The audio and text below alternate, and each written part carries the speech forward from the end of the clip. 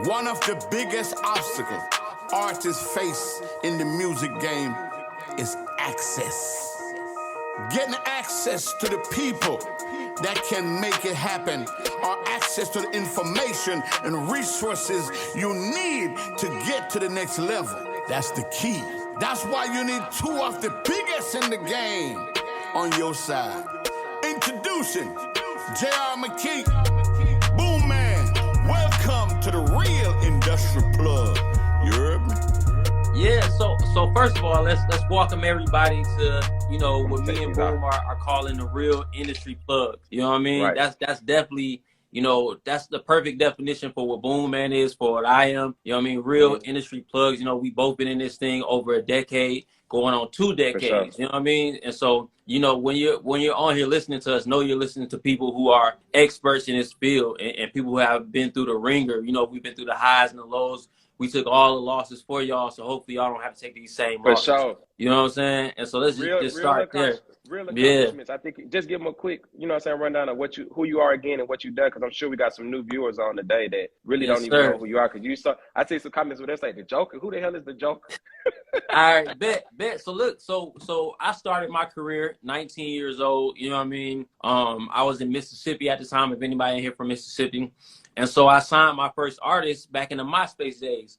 His name was the Joker. A lot of people remember my name is Joker, habitual smoker. Everybody remembers that, right? You know what I mean? So I started with that, and I just was young and ambitious, and so I was like, let me find somebody with talent, because I can't rap. You know what I mean? So let me find somebody with talent, and he was like, exponentially talented. You know what I mean? And so we just took him and we grinded like literally for like 3 years straight, for free. Like we wasn't even, necessarily even in it for the money. You know what I mean? Like we didn't know how to get to the money. We just wanted to, be a big artist, be a popping artist. And what did end up happening was I figured out that I could put his music on iTunes. You know what I mean? And so and literally the month I put his music on iTunes, we made $30,000.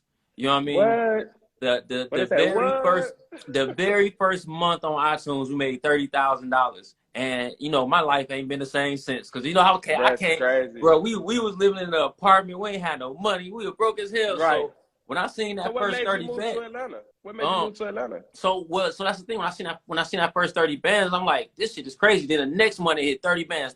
So next thing you know, I got 6 figures in the bank. I'm like, man, what we doing? You know what I mean? And so I'm like, let's go to Atlanta, because this is where music was at, and it still is. You get what I'm saying? So I'm like, let's go to Atlanta. Let's see what we can figure out. But unfortunately, Joker ended up getting locked up, and so I ended up coming to Atlanta on my own without Joker because he was locked up. And, just honestly, I was bored. I'm like, bro, I need another artist. And that is how I got connected to K-Camp. Because I was looking for another artist, and I was actually looking for an artist that like rap sang, which, by the way, at that time, nobody was doing that except for Roscoe Dash.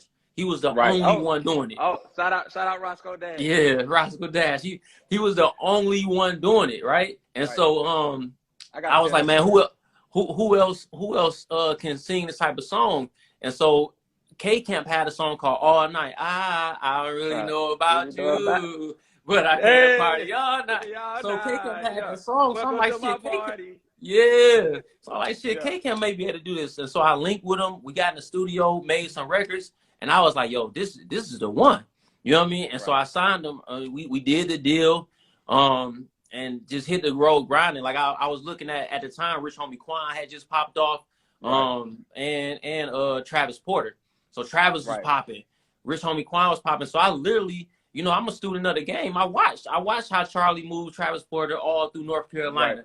And I watched how Rich Homie Quan was going up to Chattanooga and going down to Augusta.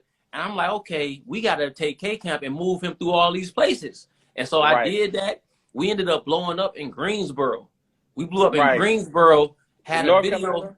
Yeah, Greensboro, North Carolina. So I had a video that we had took them singing his song word for word in Greensboro, and I started spreading that. Next thing you know, Atlanta was like, oh, K-Camp. So like once I showed the Atlanta that it's possible, then they jumped on the bandwagon. Next thing you know, we were out of here.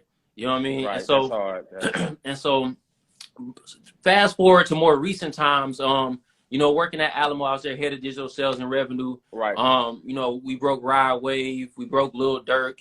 And then that I was remember 2020. I remember seeing you in there. You know I was pissed at you, right? Well, so why you was mad? I said, how the hell we in Alamo with Fujiano? And you Bruh, ain't even I said remember, nothing. look, y'all came to the office, I was there, but I didn't know too much about Fujiano. You know what I mean? That was tied in the team, and so I don't know why they didn't do the deal, because I wasn't, I wasn't part of that. They were being cheap. Yeah, but I was literally there the day Boom Man bought Fujiano to Alamo. I was there that day. You know what I mean? Up in New York. Yeah, but I didn't have no deal making power at Alamo. I just did my thing with the streams. You know what I mean? Right. And so, which by the way is a term that I coined, streaming executive. That term didn't exist before I coined it. And so now you see a lot of industry heads calling themselves streaming executives, and I'm happy about that. You know what I mean? Because now we're in the streaming business. You know what I'm saying? So Rod, Dirk, and then now more recently, I started my own company, Music Power Respect. It's called NPR, and we have Money Long, who is the number one R&B song in the world right now, the top number 5 most streamed song in the world right now. That's crazy. You know what That's I mean? insane. And so that's all completely independent. And so that's a little background on, myself, J.R. Mckee, one of the real industry plugs, along with my brother Boom Man, the other plug. Yeah. For sure. So just a little bit about me. Speaking on Roscoe, most people don't know I signed Roscoe Dash.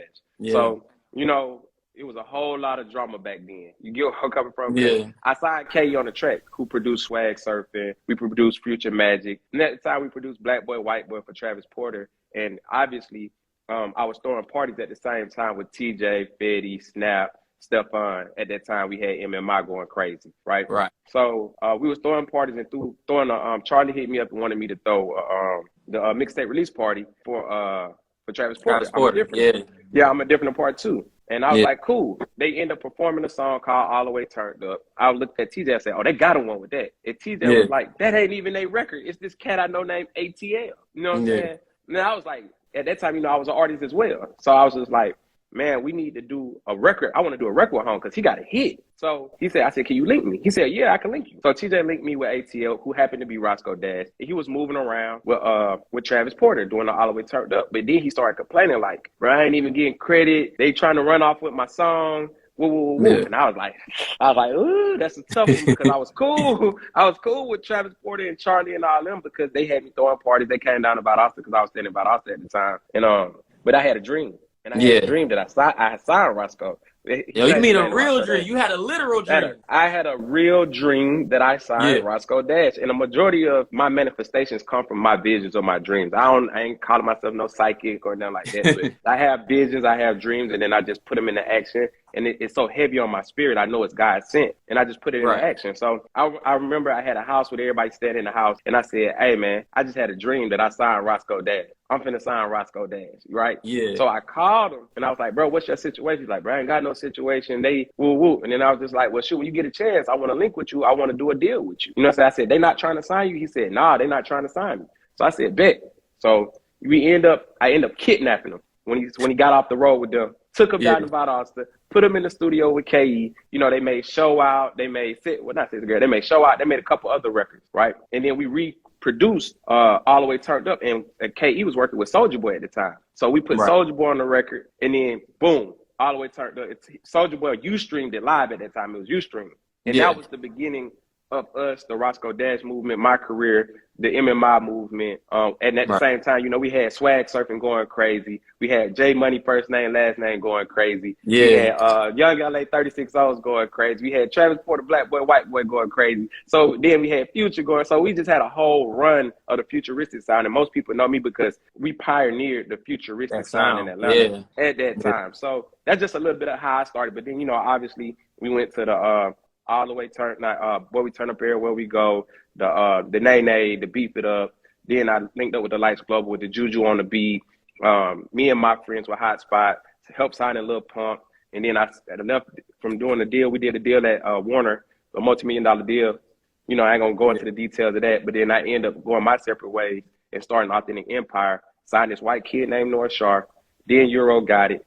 Then we did Fujiano. You know what I'm saying? Money move, and now we are where we are. Y'all know what's going on, man. It's your big homie Boom, man, checking in. Authentic Empire's own CEO. If you want to set up a meeting, you want to rock with the team, You want to get heard, all you got to do is log on to www.authenticempiremg.com or text the number 404-857-0040. Let's get it booming.